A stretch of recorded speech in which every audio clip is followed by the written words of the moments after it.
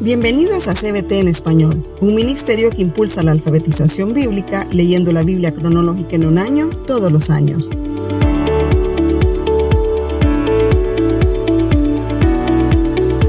Estamos en la semana 10 de la lectura bíblica.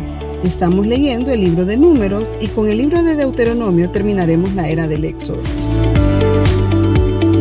En el episodio de hoy, Ava May nos habla cómo la queja nos lleva a la ingratitud y nos separa de la vida abundante que Dios tiene para nosotros.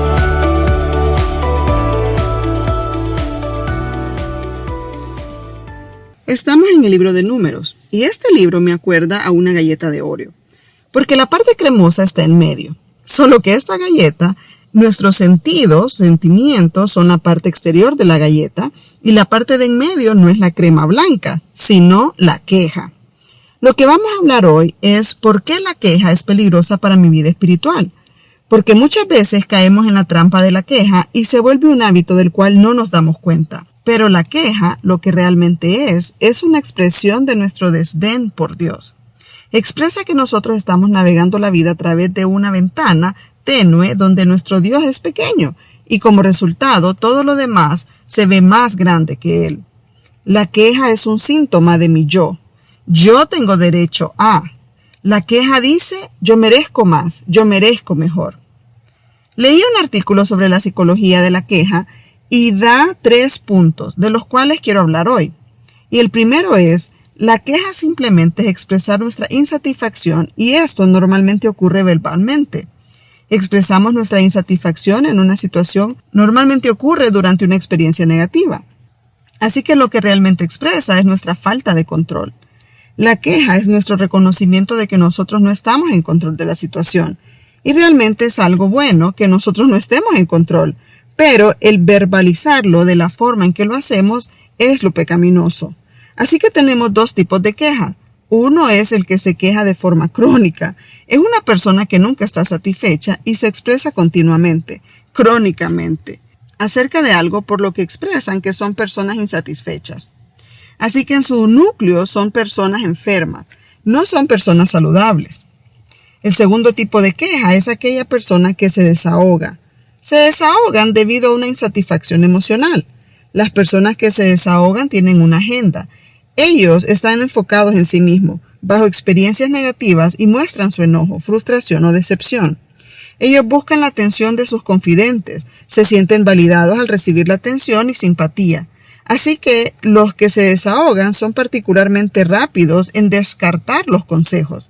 Ellos no quieren consejos, ellos no están buscando una solución a sus problemas, ellos no quieren resolver nada, solo quieren ser validados porque son personas centradas en sí mismas.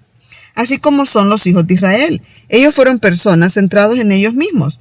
No solo son quejadores crónicos, que lo vemos a través de sus 40 años en el desierto, ellos se quejan crónicamente de todo, pero también su desahogo expresa su desdén hacia Dios, su desdén hacia el líder asignado por Dios, que era Moisés.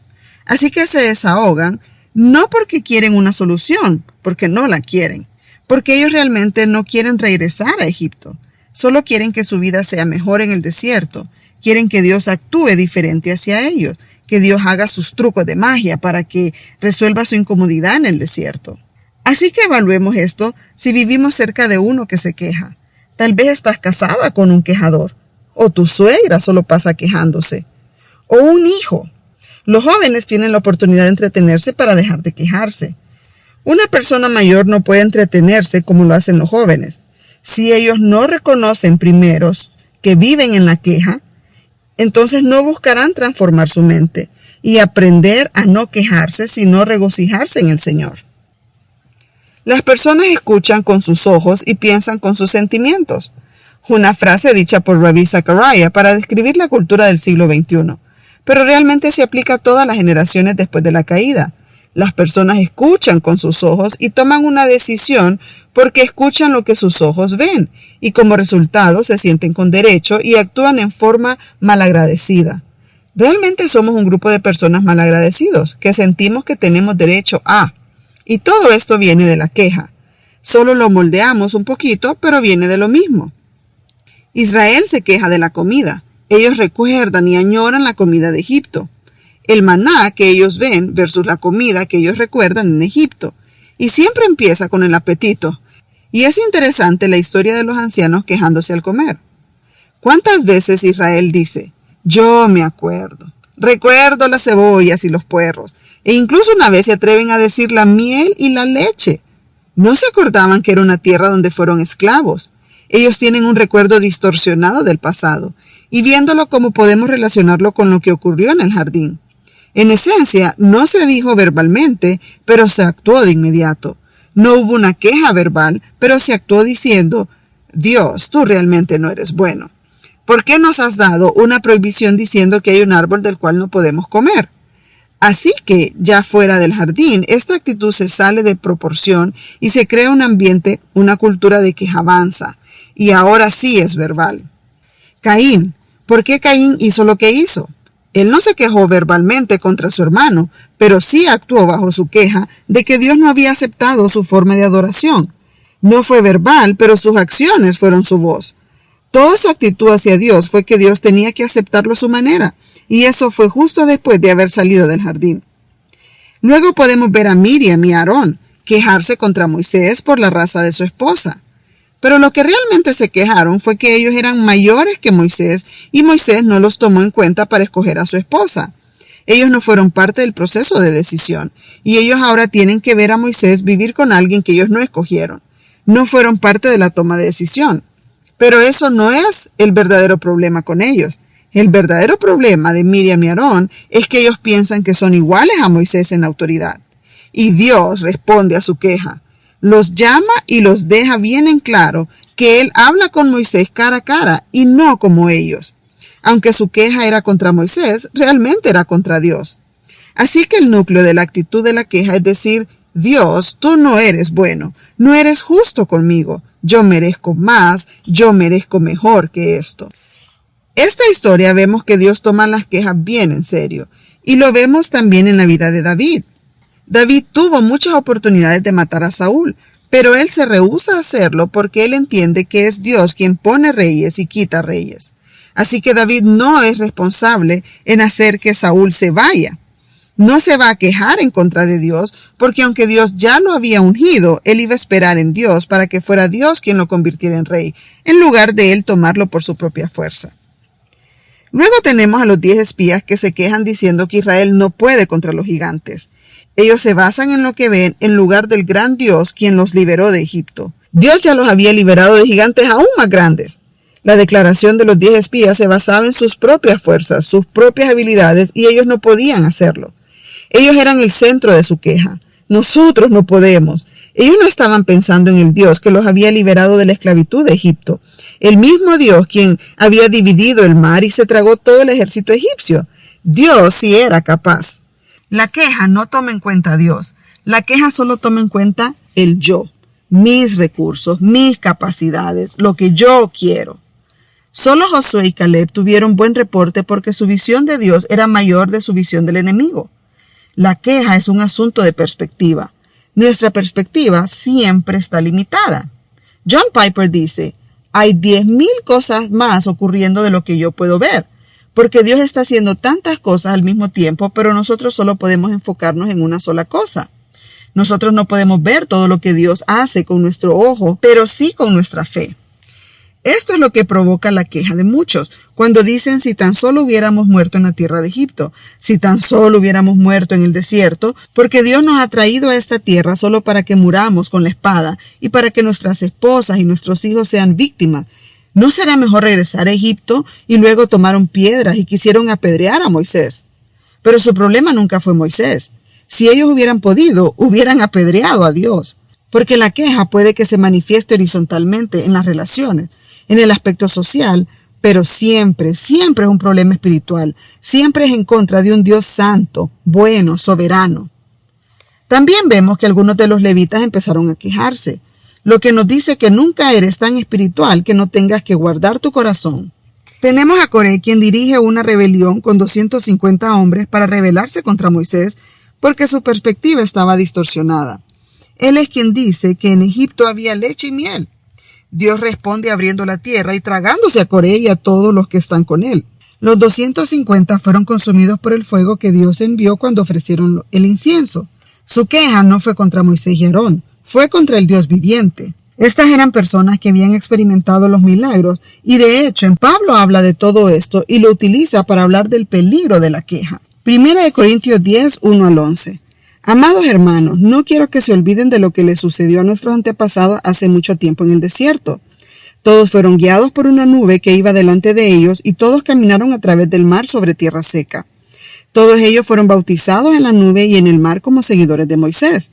Todos comieron el mismo alimento espiritual y todos bebieron la misma agua espiritual, pues bebieron de la roca espiritual que viajaba con ellos y esa roca era Cristo. Sin embargo, Dios no se agradó con la mayoría de ellos y sus cuerpos fueron dispersados por el desierto. Esas cosas sucedieron como una advertencia para nosotros, a fin de que no codiciemos lo malo como hicieron ellos, ni rindamos culto a ídolos como hicieron algunos de ellos. Como dicen las Escrituras, el pueblo celebró con abundante comida y bebida y se entregó a diversiones paganas. Y no debemos cometer inmoralidad sexual como hicieron algunos de ellos, lo cual causó la muerte de 23,000 personas en un solo día. Tampoco deberíamos poner a prueba a Cristo como hicieron algunos de ellos y luego murieron mordidos por serpientes. Y no murmuren como lo hicieron algunos de ellos y luego el ángel de la muerte los destruyó. Esas cosas le sucedieron a ellos como ejemplo para nosotros. Se pusieron por escrito para que nos sirvieran de advertencia a los que vivimos el fin de los tiempos. La queja es ingratitud hacia Dios y expresa, yo tengo derecho a.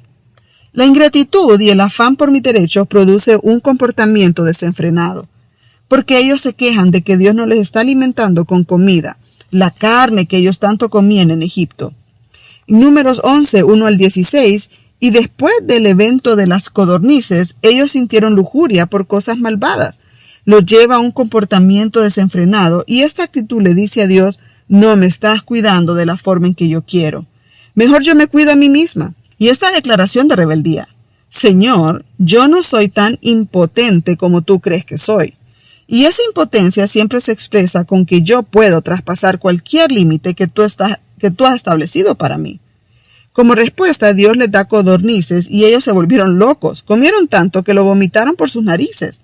Y lo que sucedió con ellos es que pensaron, ahora que Dios nos lo dio, ya no hay límites para nosotros. No hay necesidad de dominio propio.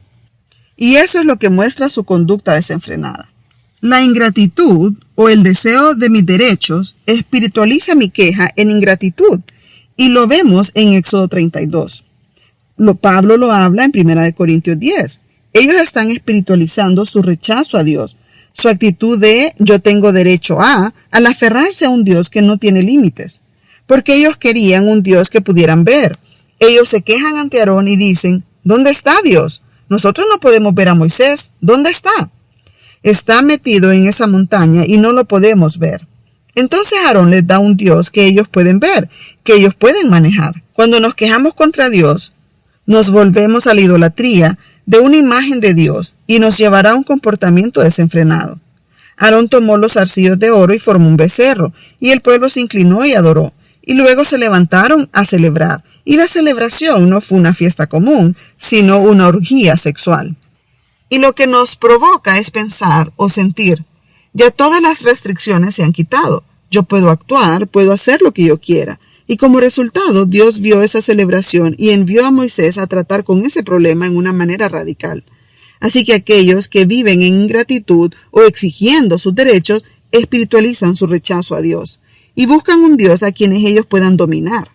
Vemos lo fácil que es pasar de la queja a la idolatría. La ingratitud y el afán por mis derechos me llevan a un comportamiento desinhibido. Y la mayor parte de las veces se manifiesta en el área sexual. Se desarrolla socialmente porque no puedes llegar a Dios, entonces culpas a los demás. Siempre se manifiesta con un comportamiento desenfrenado en los apetitos de las necesidades físicas, específicamente en el área sexual. Miremos Números 25, 1 al 9. Los hijos de Israel están llegando a la frontera del este de Israel. Los moabitas se sienten amenazados, así que Balac contrata a Balaam para que los maldiga, pero sabemos que Dios no lo permite, sino que intervino. Y en Número 25, 1 al 2, dice, Mientras los israelitas acampaban en la arboleda de acacias, algunos hombres se contaminaron al tener relaciones sexuales con las mujeres moabitas. Estas mujeres los invitaron a los sacrificios a sus dioses, así que los israelitas festejaron con ellas y rindieron culto a los dioses de Moab. Es interesante lo frecuente que leemos la combinación entre lo que comen y su inclinación a los ídolos. Esto se debe a que cuando quitas la restricción en una área, quitas los límites en otras áreas también. Hay falta de dominio y terminan inclinándose a los ídolos. Números 25 del 3 al 9. De ese modo Israel se unió al culto a Baal de Peor, lo cual encendió el enojo del Señor contra su pueblo. Entonces el Señor le dictó a Moisés la siguiente orden: detén a todos los cabecillas y ejecútalos delante del Señor a plena luz del día para que su ira feroz se aleje del pueblo de Israel. Así que Moisés les ordenó a los jueces de Israel: cada uno de ustedes debe quitarles la vida a los hombres bajo su autoridad que se han unido a rendir culto a Baal de Peor. En ese momento, mientras todos lloraban a la entrada del tabernáculo, un israelita llevó una madianita a su carpa ante los ojos de Moisés y de todo el pueblo. Cuando Fines, el hijo de Eleazar y nieto del sacerdote Aarón, los vio, se levantó de un salto y salió de la asamblea. Fue y tomó una lanza y corrió detrás del hombre hasta su carpa. Con la lanza, Fines atravesó el cuerpo del hombre y perforó hasta el estómago de la mujer. Entonces se detuvo la plaga contra los israelitas, pero ya habían muerto 24,000 personas. Este es el resultado de una cultura de quejas que no se detiene. Siempre la queja avanza al siguiente paso, y su comportamiento desenfrenado se manifiesta en los apetitos físicos, especialmente el área sexual, y Dios siempre va a responder a esto.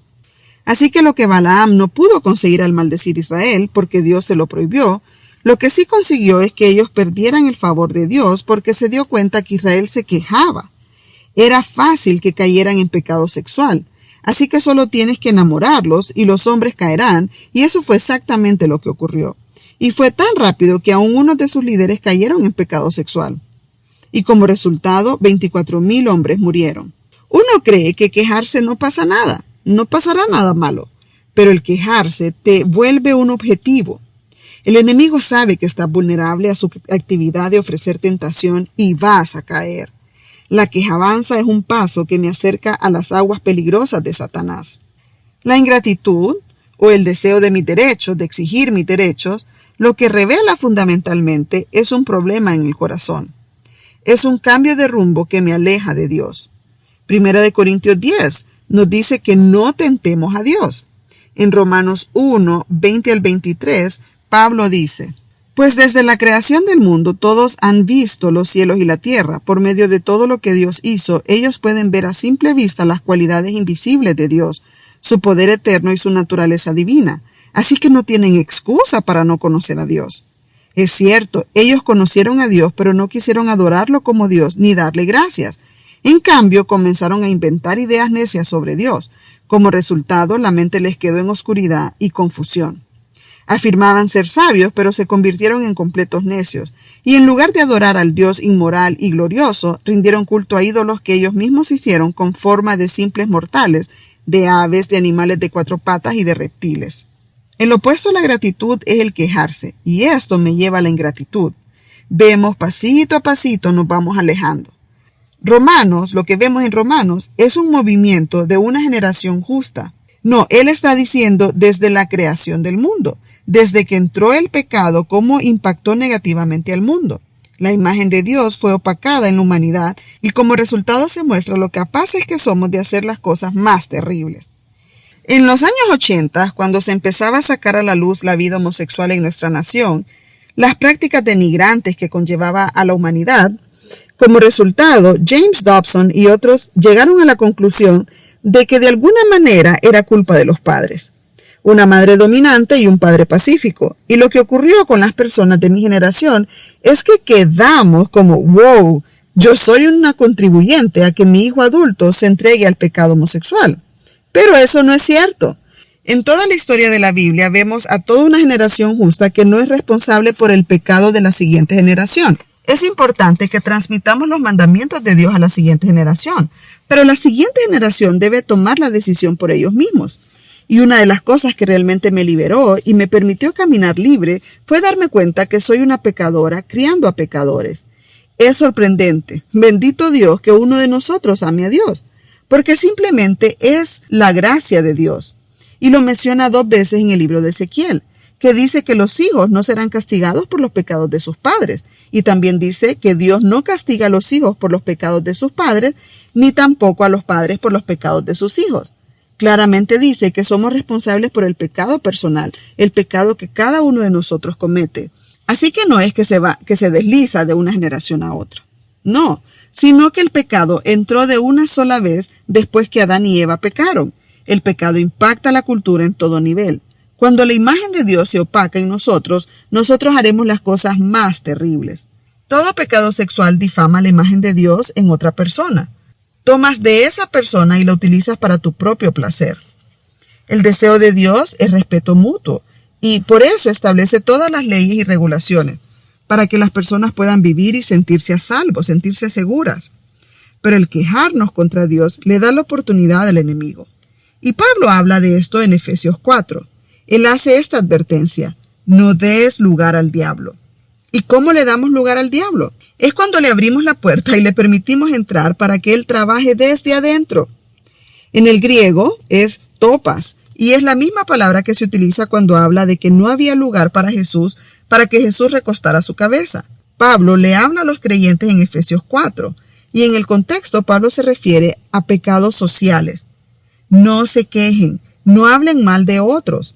El quejarse es una invitación al enemigo que le dice: ahora puedes trabajar en mí desde adentro para afuera para destruir mi vida y la vida de los demás.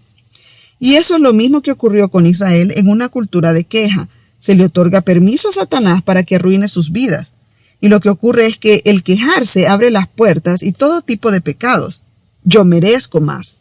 Yo merezco ser apreciada. Yo merezco ser valorada. Yo merezco ser reconocida. Yo merezco. Me lo merezco. Cuando no obtenemos lo que creemos que merecemos, entonces igual buscaremos la manera de obtenerlo porque nos creemos poderosos. Pero todo lo que lograremos es el pecado. Muchas veces el pecado sexual y si no, pues otros pecados. Aunque Israel conocía a Dios, no lo glorificaba ni le agradecía, sino que se volvieron inútiles en sus pensamientos. Los pensamientos inútiles nos dicen: yo no veo a Dios en esto. Dios no me está proveyendo agua. Dios no está haciendo su parte. Debido a eso puedo justificar lo que hago porque Dios no está haciendo su parte. Él me está obligando a hacer lo que yo estoy haciendo ahora. Él no nos obliga a hacer nada. Israel solo estaba expresando el pecado de su corazón y esa era la oportunidad para que el pecado saliera. La ingratitud o el querer exigir mis derechos mal representa a Dios que me está tratando injustamente y también mal interpreta las circunstancias diciendo lo que Dios ha prometido darme, Él está rehusando hacerlo. Aquí es donde Israel llegó. Dios no nos está tratando justamente y no nos está dando lo que Él prometió darnos. Por eso ellos deben de hacer lo mejor que pueden hacer para cuidarse a sí mismos. Y lo vemos ante el reporte de los 10 espías. Cuando ellos regresan dicen que se ven como grillos ante el tamaño de los gigantes. Lo que están diciendo, esto es demasiado difícil para nosotros. Nosotros merecemos una manera más fácil de entrar a esta tierra. Merecemos salir de la misma manera en que hicimos de Egipto. Dios lo hizo todo por nosotros no hicimos nada. Así que es como queremos entrar a la tierra, sin batallas. No debe de ser difícil para nosotros, sino fácil. Pero no lo era. El tercer tipo de persona que se queja, este es donde se vuelve constructivo para nosotros. ¿Por qué lo llamamos una queja instrumental? Una queja con propósito. Y es el resultado de una comunicación genuina que está buscando una solución. El opuesto de la queja es una conversación saludable. ¿Qué hago? Seguir confiando en Dios. Tener una comunicación abierta, honesta, saludable con Dios o con otras personas que me dirigen a Dios. Una conversación saludable me dirige a la cruz. Todas las cosas me ayudan a bien. Romanos 8:28. Debemos recordarlo siempre. Todas las cosas me ayudan a bien. En todas las cosas Dios siempre es bueno. Una conversación constructiva me lleva a reconocer lo que estoy viviendo, no a negarlo.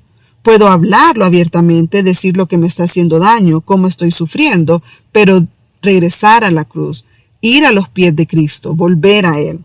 Las cosas negativas, las personas negativas, las circunstancias negativas, la ausencia del reconocimiento o valoración que nosotros creemos que necesitamos porque es Dios quien nos está permitiendo experimentar un desierto en nuestras vidas para que sea Él quien llene esa necesidad, para que lleguemos a conocer a Dios en medio de nuestras circunstancias.